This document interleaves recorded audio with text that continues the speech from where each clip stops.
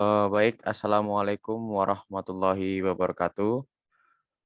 Perkenalkan kami dari kelompok 10. Di sini kami akan menjelaskan tentang sebuah PPT yang telah kami review yang berjudul The Use of Force Under Islamic Law. Di sini anggotanya ada berempat yang terdiri dari Gina Wabina. Kemudian saya sendiri, Muhammad Shakib Laksamana. Yang ketiga, Rizky Ramadhani Triastuti. Dan yang terakhir, Ilham Agustian Chandra. Selanjutnya akan dijelaskan oleh teman saya.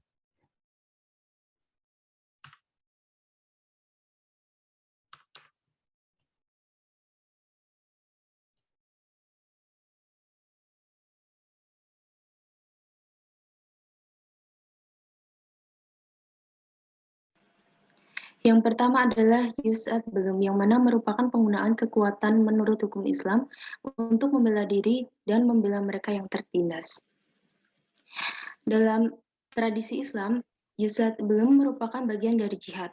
Kemudian dalam Islam terdapat dua jenis jihad utama, yaitu major jihad atau jihad besar dan juga jihad minor jihad atau jihad kecil. Jihad besar merupakan suatu proses pemurnian diri, sementara jihad kecil menandakan perjuangan untuk membela diri atau perjuangan yang bisa dilakukan dengan lidah, pena, atau pedang. Di dalam pandangan artikel ini, jihad adalah pencarian kepuasan diri dengan memenangkan kesenangan berkah demi Tuhan. Kemudian selanjutnya kemudian teori jihad. Yang pertama adalah teori defensif, yang mana yaitu teori yang memperbolehkan kekuatan untuk membela diri, yang mana membela muslim yang tertindas dan tidak mampu membela diri. Teori ini memiliki dasar yang jelas di dalam Al-Quran, yang beberapa di antaranya yakni Quran Surat Al-Hajj ayat 39-40, yang mana dalam Quran Surat Al-Hajj ayat 39 menjelaskan bahwa mengizinkan penggunaan kekuatan untuk membela diri. Kemudian pada Quran Surat Al-Hajj ayat 40 menjelaskan apa yang dimaksud dengan Al-Quran dengan kesalahan, yang mana mereka adalah orang-orang yang terusir dari rumah dan mereka tanpa alasan yang jelas hanya karena mereka berkata, Tuhan kami adalah Allah. Oleh karena itu, izin untuk menggunakan kekuatan didasarkan pada kesalahan tadi. Posisi ini diperkuat oleh ayat Quran Surat Al-Baqarah ayat 190, yang mana perangilah di jalan Allah mereka yang memerangimu, dan jangan melanggar batas. Sesungguhnya Allah tidak menyukai orang-orang yang melampaui batas. Kemudian dalam Quran Surat An-Nisa ayat 75, mengizinkan penggunaan kekerasan untuk membela muslim lain yang tertindas dan tidak mampu membela diri. Selanjutnya, teori ofensif. Di sini terdapat perkembangan didasarkan pada dua argumen utama. Yang pertama, perkembangan aturan tentang penggunaan kekuatan.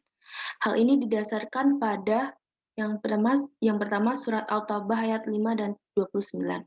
Pada tahun terakhir periode Madinah, semua ayat yang berkaitan dengan pembelaan diri dicabut oleh Quran surat Al-Taubah ayat 5 dan juga At-Taubah ayat 29.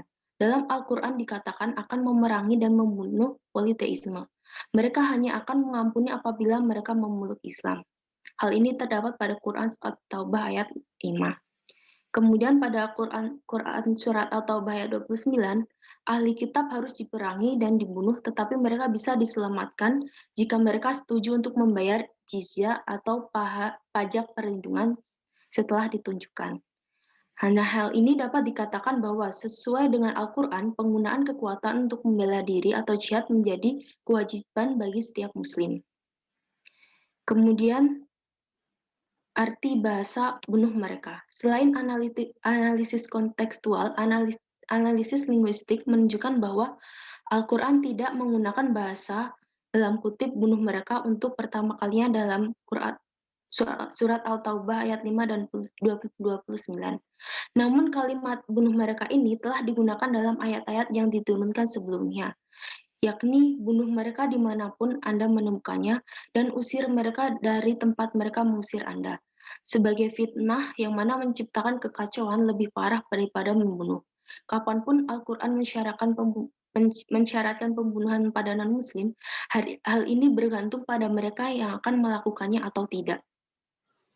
Kemudian pada Nabi Muhammad dan Khalifah Abu Bakar. Ketika Nabi Muhammad menghadapi perang Tabuk, Gubernur Aliyah Rubah membuat perjanjian damai dengan Nabi Muhammad dengan tujuan setuju untuk membayar jizyah kepadanya. Orang-orang Jarba dan Adru juga setuju untuk membayar jizyah kepada Nabi Muhammad dan Nabi Muhammad menyetujui kesepakatan masing-masing mereka. Mereka semua merupakan non-Muslim. Setelah kematian Nabi Muhammad, sebagian besar dari bekas suku politeis yang memeluk Islam selama masa hidup Nabi, mereka berusaha memisahkan diri dari pemerintahan Muslim. Bahkan ada yang coba menyerang Madinah. Kemudian Abu Bakar, khalifah pertama, mengirim pasukan untuk menekan suku-suku separatis ini dan memulihkan pemerintahan Islam. Abu Bakar memberikan instruksi yang berbeda dengan berkata, bunuh mereka semua saat kamu telah menangkap atau menundukkan mereka. Praktek Nabi Muhammad dan Khalifah Abu Bakar menyarankan mengizinkan genosida pada orang politeis. Kemudian argumen kedua untuk penggunaan kekerasan secara ofensif dalam universalitas Islam. Di sini, Islam diperuntukkan bagi seluruh umat manusia dan umat Islam yang memiliki kewajiban untuk memperbanyakannya. Jika cara dakwah yang mereka dihalangi, pernyataan harus dihapus dengan damai atau dengan pedang jika perlu. Dan jika Muslim mampu melakukan itu, hal ini merupakan teori ofensif jihad. Kemudian terdapat dua penganut teori ofensif jihad yang sangat berpengaruh pada perdebatan tentang jihad di abad ke-20, yaitu Sayyid Abdul Alam Maududi dan Sayyid Qutb. Maududi berpendapat bahwa umat Islam seharusnya melayani seluruh umat manusia dan cara terbaik untuk melakukannya adalah dengan mengajak orang merangkul kebaikan dan mencegahnya melakukan kejahatan. Maududi percaya bahwa jihad defensif untuk mempertahankan Muslim dan kekuatan mereka. Namun dia berpendapat bahwa sekali Muslim telah memperoleh cukup kekuasaan, maka mereka harus berusaha untuk menghapus kerusakan dari bumi dan menetapkan aturan Tuhan.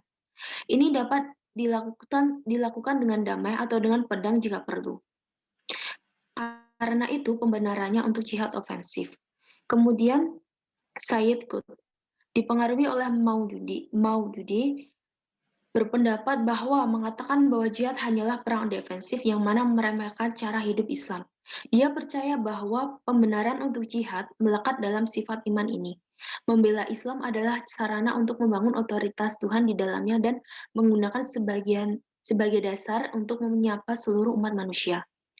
Menurut Hud, jihad mencakup upaya untuk mengubah orang melalui advokasi verbal, dan ini juga mencakup posisi perjuangan bersenjata untuk mengakhiri sistem yang menindas dan membangun keadilan Islam. Islam bukanlah partai dan misionaris, melainkan penegak ketuhanan. Selanjutnya akan dijelaskan oleh teman saya.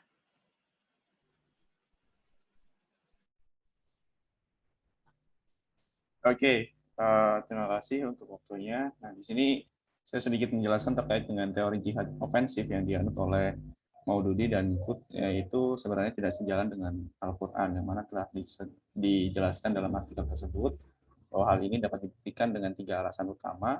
Yang pertama adalah interpretasi kontekstual dari ayat-ayat Al-Quran yang dibawakan oleh Maududi dan Qutb itu mempunyai arti yang berbeda. Kedua, Al-Quran memberikan aturan yang rumit untuk menyebarkan Islam yang tidak termasuk menggunakan kekerasan. Tiga, penafsiran mereka bertentangan dengan kode Al-Quran terkait konflik bersenjata yang didasarkan pada prinsip yang netralis.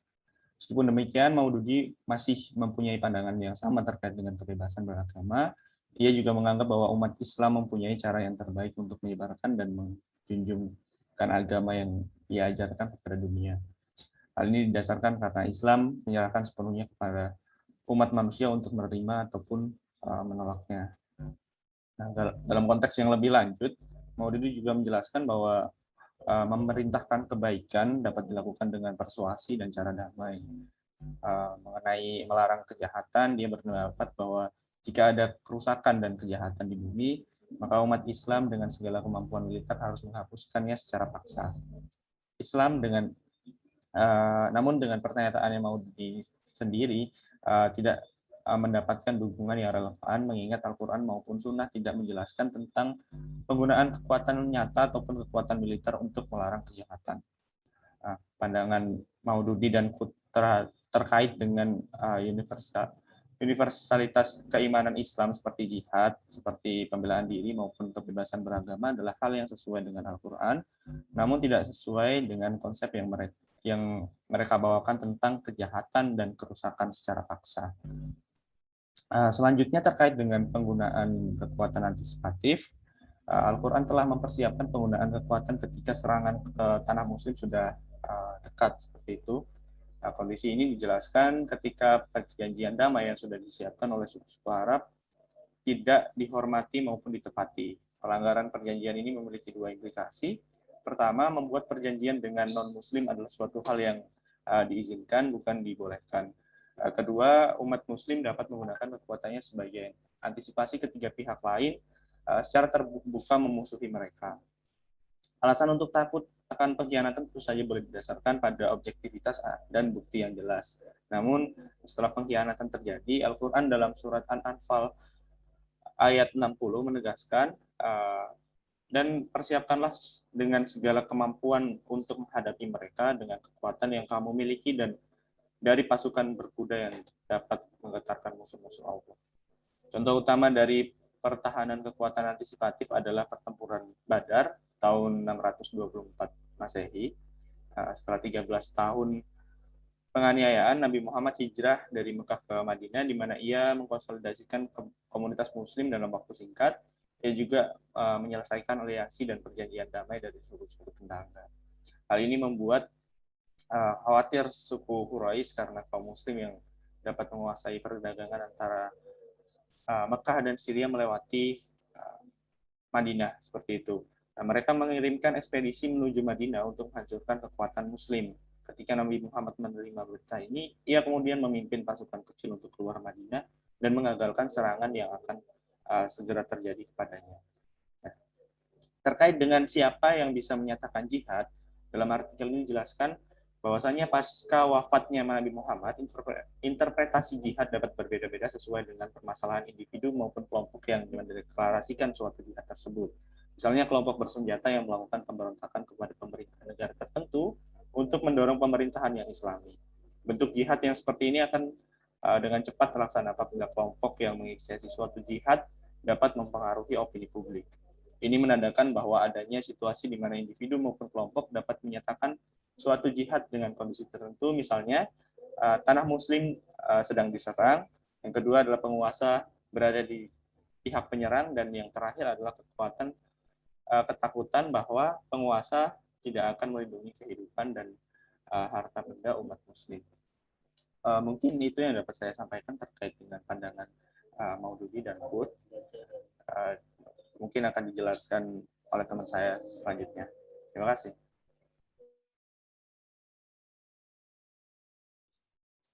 Baik, saya di sini akan menjelaskan bab 2 yang mengenai batasan penggunaan kekuatan. Konflik bersenjata yang dilakukan pasti ada batasan. Apalagi konflik bersenjata adalah hal yang berbau kekerasan. Para pejuang muslim pun tak terkecuali. Mereka harus membatasi ketika sedang berkonflik senjata. Hukum Islam dalam konflik bersenjata memiliki 4 prinsip dasar, yakni kebutuhan militer, kemanusiaan, perbedaan, dan juga proporsionalitas. Baik, yang pertama yakni kebutuhan militer. Sesuai isi Al-Quran, bahwa setelah tujuan militer tercapai, maka pejuang muslim harus menghentikan serangan mereka. Karena jelas sesuatu yang berlebihan itu tidak baik. Maka sama halnya dengan berperang. Berperang itu pasti ada sebuah alasan yang kuat dan vitalnya. Dalam beberapa kesempatan, Al-Quran mengatakan bahwa seseorang harus melawan penyerang sampai mereka dikalahkan, ditahan dari kenakalan atau fitnah, atau memilih damai bukannya perang. Karena sesungguhnya damai lebih baik karena menjauhkan dari korban yang berjatuhan. Seperti yang dikatakan oleh ayat-ayat berikut. Perangi mereka sampai tidak ada fitnah lagi dan ketaatan tetap untuk Allah. Tapi jika mereka berhenti, maka agresi tidak diperbolehkan kecuali terhadap para pelanggar. Surat Al-Baqarah ayat 193. Dan tetapi, jika mereka berhenti, maka sesungguhnya Allah Maha Pengampun lagi Maha Penyayang. Surat Al-Baqarah ayat 192. Sebagaimana yang telah dilakukan oleh Nabi Muhammad SAW ketika suku Banu Wazak sedang berkemah di luar Medina untuk menyerang Medina, kemudian mereka malah melarikan diri setelah melihat para pejuang muslim yang mendekat. Suku Banu Kazak tidak dikejar karena tujuan pejuang muslim sudah tercapai, yakni mengusir atau mencegah mereka menyerang Medina. Kemudian yang kedua yakni perbedaan. Perbedaan adalah salah satu prinsip dasar hukum Islam tentang konflik bersenjata. Al-Quran, surat Al-Baqarah ayat 190 mengatakan, berperang di jalan Allah, melawan orang-orang yang melawanmu dan jangan melanggar. Ayat singkat ini berisi 3 aturan penting. Yang pertama, Muslim diberi izin untuk bertarung. Yang kedua, perkelahian hanya diperbolehkan melawan mereka yang ada memerangi Muslim, yaitu kombatan. Yang ketiga, umat Islam diperingatkan untuk tidak melanggar batas yang ditentukan oleh Allah dan Nabi Muhammad. Dalam konteks ini, perbedaan yang dimaksud adalah antara kombatan dan non-kombatan. Ketika sedang berkonflik senjata, perbedaan ini harus diutamakan karena menyangkut kemanusiaan. Kemudian, dahulu banyak suku biasa yang membangun benteng untuk melindungi suku mereka dari serangan-serangan bersenjata. Namun uniknya, mereka menggunakan anak-anak manusia sebagai tameng sehingga musuh akan berhenti menyerang tembok pemukiman suku tersebut. Nabi Muhammad SAW juga mewajibkan para pejuang muslim untuk menyerang para kombatan saja. Kemudian yang selanjutnya yakni proporsionalitas. Proporsionalitas adalah aturan kunci ketiga dari hukum bersenjata Islam. Prinsip ini jelas dan ada beberapa ayat pendukungnya. Seperti, dan jika Anda menyakiti mereka sebagai pembalasan, menyakiti mereka seperti Anda dirugikan, dan jika Anda memiliki kesabaran, itu pasti jauh lebih baik bagi mereka yang sabar. Surat ke-16 ayat 126. Ayat di atas untuk mencegah kerusakan yang tidak proporsional dalam konflik bersenjata, yang menjadikannya ayat kunci tentang proporsionalitas. Hamzah, yang merupakan paman dari Nabi Muhammad SAW, gugur di pertempuran Uhud. Abu Sufyan, yang saat itu memimpin tentara Quraisy melawan Muslim yang didampingi oleh istrinya yakni Hind bin Utbah. Hind membelah perut Hamzah dan memakan hatinya. Kemudian Nabi Muhammad SAW mendengar hal itu dan menjadi murka. Para pejuang Muslim lainnya pun menjadi murka juga dan bersumpah akan memotong musuh menjadi beberapa bagian.